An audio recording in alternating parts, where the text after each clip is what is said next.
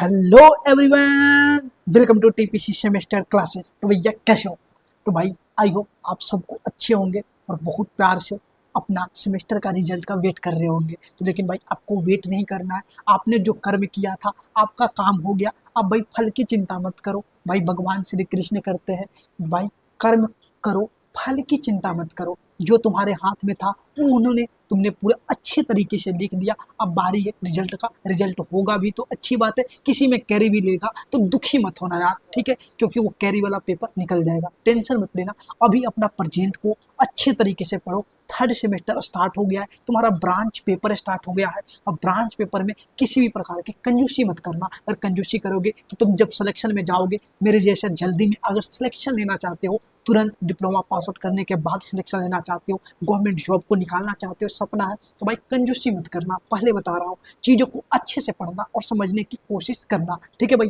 तो बाकी प्यार मोहब्बत चलते रहेगा, कॉलेज या लाइफ है, सबका लाइफ होता है, तो भाई वो सब सारी चीज़ें चलती रहेगी, पैरेलल में चलती रहेगी, लेकिन पढ़ाई भी छूटना नहीं चाहिए। चलो भाई, हर कोई बच्चा कॉलेज में गया है, तो भाई कॉलेज का लाइफ मुझे भी पता है, ठीक है? चलो, मैं तुम्हारा सीनियर हूँ, मुझे भी पता है कॉलेज में क्या करते हो। हाँ सर, क्या क्या बोल दिया, आप भी दिल की बात बोल रहे हैं। चलो, तो भाई मैंने प्रीवियस वीडियो में आपको इलेक्ट्रिकल सर्किट एंड नेटवर्क का सिलेबस को रिवील किया था, और आपका सबसे प्यारा ब्रांच पेपर जो हर बच्चा डरेगा, मैं बता रहा हूँ, कॉलेज की पढ़ाई से पढ़ोगे तो तुम डरते रह जाओगे, क्योंकि मुझे पता है डिप्लोमा कॉलेज में कितना अच्छे तरीके से पढ़ाई होता है, ठीक है भाई? तुम भी नहीं पढ़ना चाहते हो, मुझे पता है। हर देखो, पढ़ाई हर टीचर अच्छे होते हैं और पढ़ाना चाहते हैं, लेकिन बंदा वहाँ पढ़ना नहीं चाहता। रियलिटी यही है। मैं भी जब था कॉलेज में, तो भाई मैं भी हॉस्टल में रहा हूँ, वहाँ पे पढ़ाई किया हूँ। टीचर पढ़ाते थे, हम भाग जाते हॉस्टल, हॉस्टल में अपना बकैती करते थे। आप सबको पता है क्या करते हो। हाँ सर, क्या क्या दिल की बात बोल रहे हैं, हर चीज़ बताएंगे भाई, शिद्दत से पढ़ाएंगे, हर चीज़ तुम्हें समझाएंगे, प्यार से पढ़ाएंगे, मस्ती मजाक से पढ़ेंगे और चीज़ों को अच्छे से कनेक्ट करेंगे। तो भाई वहाँ का सबसे प्यारा सा सब्जेक्ट है इलेक्ट्रिकल इंजीनियरिंग का थर्ड सेमेस्टर का डीसी मशीन एंड ट्रांसफार्मर। लो भाई, ये क्या बोल दिए सर? ये सब बच्चा इस सब्जेक्ट से डरेगा, लेकिन डरना नहीं है, क्योंकि मैं तुम्हें पढ़ा रहा हूँ जिस तरीके से पढ़ा रहा हूँ भाई, जैसे पढ़ा रहा हूँ, इसका नोट्स तुम्हारे सेमेस्टर का नोट्स तुम्हारे कॉम्पिटिटिव एग्जाम में जरूर याद आएगा। बहुत अच्छे तरीके से पढ़ाऊंगा, ठीक है? तो भाई अपने नोट्स को अच्छे से पढ़ाना, लेकिन अच्छे से बनाना। और लेकिन वीडियो को स्टार्ट करने से पहले मैं तुम्हें एक छोटी सी जानकारी दे रहा हूँ। भाई अपने सपना को साकार करना चाहते हो तो टीपीसी सेमेस्टर का ऐप डाउनलोड करो, जाओ वहाँ पे the polytechnic classes 2.0 play store पे जाना, वहाँ से डाउनलोड करना और वहाँ पे जाना कोर्स वाले पेड कोर्सेज में जैसे ही जाओगे तो तुम्हें वहाँ पे मिलेगा क्या, जल्दी से बताओ? थर्ड सेमेस्टर इलेक्ट्रिकल इंजीनियरिंग का कोर्स मिलेगा, जो अभी ऑफर प्राइस 799 चल रहा है, ठीक है भाई? तो जल्दी से जाओ और इस कोर्स को इनरोल करो, क्योंकि भाई इतने कम पैसे में मैं तुम्हें मशीन पढ़ा रहा हूँ, तुमको बहुत अनुभव मिलेगा मशीन से। तो भाई तुम्हें हर एक छोटी सी चीज़ देखने को मिलेगी, सीखने को मिलेगी, ठीक है भाई? तो भाई तुम्हें बेहद खुशी मिलेगी। तो भाई आज मैं बता रहा हूँ तुम्हें क्या, डीसी मशीन एंड ट्रांसफार्मर का सिलेबस। तो भाई देखते हैं सिलेबस। तो भैया ये है तुम्हारा डीसी मशीन का यूनिट नंबर 1, जहाँ पे आपको पढ़ना है डीसी जनरेटर। तो भाई आज इस वीडियो में मैं तुमको बताने से पहले, जब भी मैं बात करूंगा डीसी मशीन, अगर मैं ऐसे लिख रहा हूँ डीसी मशीन, तो भाई इस मशीन को जब भी मैं चर्चा करूंगा तुम इसके मतलब समझोगे मोटर और जनरेटर। क्या बोलोगे? मोटर और जनरेटर। जब भी मैं बोलूंगा मशीन का, जब भी चर्चा करूंगा, तो सर मैं इंटायरली मोटर और जनरेटर दोनों का बात कर रहा हूँ। अगर मैं बोलूंगा सिर्फ डीसी मोटर तो सिर्फ डीसी मोटर का बात करूंगा। अगर मैं बोलूंगा डीसी जनरेटर तो मैं सिर्फ डीसी जनरेटर का बात करूंगा। अगर मशीन बोलूंगा तो दोनों का बात करूंगा। तो देखो भाई, यूनिट नंबर 1 है क्या, डीसी जनरेटर। तो वो आपको सिलेबस में ही दे दिया है डीसी मशीन का कंस्ट्रक्शन पढ़ने के लिए। तो भाई यहाँ पर डीसी मशीन का कंस्ट्रक्शन समझ रहे हो, यानी कहने का मतलब के साथ यहाँ पे आपको मोटर और जनरेटर दोनों का सेम कंस्ट्रक्शन होगा, बस थोड़ा दोनों का एप्लीकेशन अलग है, वर्किंग थोड़ा सा अलग है, सब काम वैसे ही करते हैं, समय आने पर सब चीज़ बताएंगे, ठीक है? तो भाई इसीलिए इन्होंने एग्जामिनर ने क्या कर दिया कि भाई तुम्हें सिलेबस को कम कर दिया, यहाँ पे ये मत दिया डीसी जनरेटर का कंस्ट्रक्शन, फिर सेम कंस्ट्रक्शन को कहाँ पढ़ोगे, डीसी मोटर को। तो भैया तुम्हारे यूनिट नंबर 1 में ही दे दिया कि डीसी मशीन का कंस्ट्रक्शन पढ़ लो, जो मोटर और जनरेटर दोनों के लिए एप्लीकेबल है, और यही सत्य है, ठीक है भाई? अब साथ ही पढ़ेंगे डीसी जनरेटर का वर्किंग प्रिंसिपल, फिर टाइप पढ़ेंगे, शंट, सीरीज, कंपाउंड, ये बकैती क्या है, टेंशन मत लेना, ठीक है? फिर देखेंगे एंड उसका एप्लीकेशन डीसी जनरेटर का। फिर देखेंगे EMF equations, armature reaction and it's respect. तो भाई इसको ऐसे मार लो, अभी ये स्टार मार लो, स्टार मार लो, तुम्हारे एग्जाम में आने की संभावनाएं हैं। ठीक है, commutation, what is the commutation, बहुत प्यारा सा टॉपिक है, जेई के एग्जाम में भर भर के क्वेश्चन इन दोनों टॉपिक से पूछते हैं। ठीक है, voltage build up in DC generator, ये सब क्या होता है, डरना मत, सारी चीज को बताऊंगा। इंटरनल एंड एक्सटर्नल कैरेक्टरिस्टिक्स, ये भी तुम्हारे एग्जाम के लिए बहुत इंपॉर्टेंट है, 3 स्टार अभी मार्क कर रहा हूँ। लॉसेस एंड इफिशियंसी के बारे में पढ़ेंगे। ठीक है भाई, अब बात करते हैं डीसी मोटर। तो भाई जब आप डीसी जनरेटर को पढ़ लोगे तो भैया डीसी मोटर बस इसका उल्टा है। इसका क्या है, उल्टा है। तो भैया उल्टा कैसे, मैं सब चीज़ें बता दूंगा, टेंशन मत लेना। तो इसमें ज़्यादा तुम्हें नहीं पढ़ना है। वर्किंग प्रिंसिपल, कंस्ट्रक्शन तो भैया हमने कहाँ देख लिया, डीसी जनरेटर में ही देख लिया। चलो ईएमएफ इक्वेशन देखेंगे, सिग्निफिकेंस ऑफ बैक ईएमएफ देखेंगे, टॉर्क एंड स्पीड देखेंगे, कैरेक्टरिस्टिक्स ऑफ डीसी मोटर देखेंगे, torque base speed, flux base current, torque base current, speed base current, ये क्या है। अभी तुम्हें दिक्कत हो रहा होगा, लेकिन दिक्कत की बात नहीं है, हर चीज को पढ़ेंगे। ठीक है भाई, फिर देखेंगे need of starters, 3 point 4 point starter क्या होता है,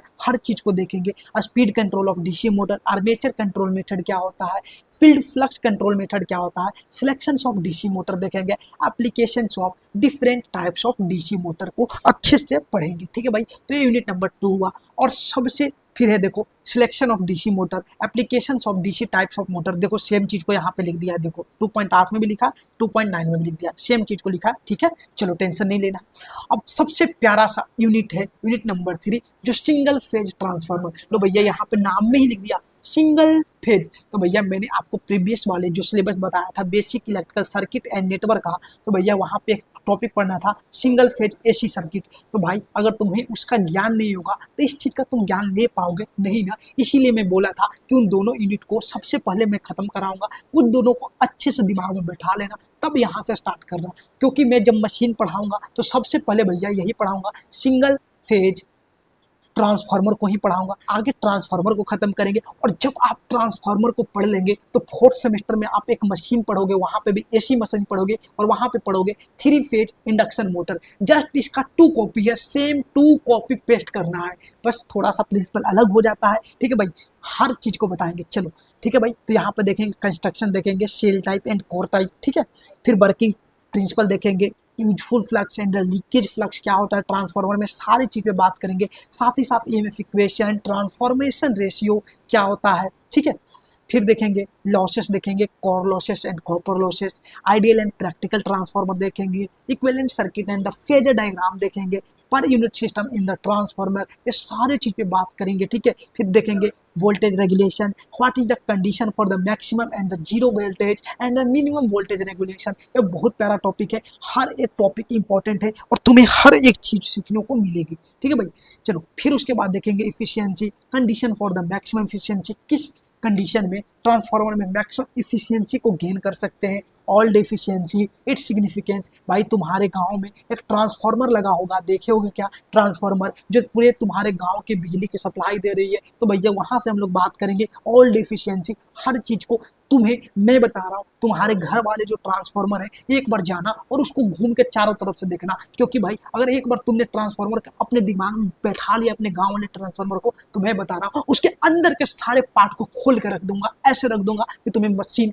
तुम लगेगा कि ट्रांसफार्मर को मैं इसके से ज्यादा मेरे अलावा कोई नहीं जानता होगा तुम्हारे गांव में। ये लिख के बात ले लेना, तुमसे कोई भी पूछेगा एज ए इंजीनियर तुम हर चीज को सोच के बताओगे कि भैया ट्रांसफार्मर के बारे में तुम मुझसे जानेंगे, क्योंकि मैं उस लेवल से तुम्हें बताऊंगा, हर एक प्रैक्टिकल नॉलेज तुम्हें दिखाऊंगा ट्रांसफार्मर को। तुम बस यहाँ पढ़ना और अपने घर वाले ट्रांसफार्मर को सोचना और उसको रिलेट करना। ठीक है भाई, फिर देखेंगे polarity test, open circuit, short circuit test क्या होता है। ठीक है, parallel operation of 2 single phase transformer अच्छे से पढ़ेंगे। ठीक है भाई, अब यूनिट नंबर फिर है, इसी में देखेंगे ऑटो ट्रांसफार्मर भैया क्या होता है, बहुत प्यार से बताएंगे इसका construction, application and inductive and conductive power transformer, copper shaving, energy efficient, amorphous metal transformer. एक नया ट्रांसफार्मर है लेकिन टेंशन मत लेना, क्या है, बहुत छोटा है। ठीक है, चलो फिर उसके बाद पढ़ेंगे हम लोग यूनिट नंबर 4। तो भैया यहाँ पे पढ़ना है 3 फेज ट्रांसफार्मर। क्या पढ़ना है, 3 फेज ट्रांसफार्मर। तो भैया यहाँ पे तुम्हें किसका ज्ञान होना चाहिए, तो 3 फेज सिस्टम का ज्ञान होना चाहिए। अगर तुम्हें ज्ञान नहीं है तो फिर भैया ये अधूरी कहानी आगे मत बढ़ाना। ठीक है ना भाई, तो अच्छे से करके आना, हर चीज को मैं तुम्हें पढ़ाऊंगा। यहाँ पे देखेंगे कि bank of single phase 3 single phase transformer. अगर मेरे भाई, अगर मैंने सिंगल फेज ट्रांसफार्मर पढ़ लिया, अगर एक फेज के 3 फेज के मैं सिंगल फेज का था, एक फेज का था, और वही सेम प्रकार के 3 फेज को मैं बैंक लेकर के एक ट्रांसफार्मर बना दूंगा, तो भैया 3 फेज ट्रांसफार्मर का निर्माण हो जाएगा क्या? हाँ जी सर, हो जाएगा। लेकिन हम ऐसा नहीं करेंगे क्योंकि ज़्यादा खर्चा हो जाएगा। बाकी चीज़ें मैं तुम्हें आगे बताऊंगा, क्योंकि मैं पढ़ाऊंगा तो मेरा दिमाग खसकने लगेगा भाई, पहुंचने लगेगा टॉपिक पे। अभी मैं सिलेबस बता रहा हूँ, हाँ, डिटेल में भी नहीं जाऊँगा। हाँ, कंट्रोल कंट्रोल, मजा आ गया। चलो ठीक है, चलो single unit of 3 phase transformer, ठीक है, different parts of 3 phase transformer, phasor group of 3 phase transformer.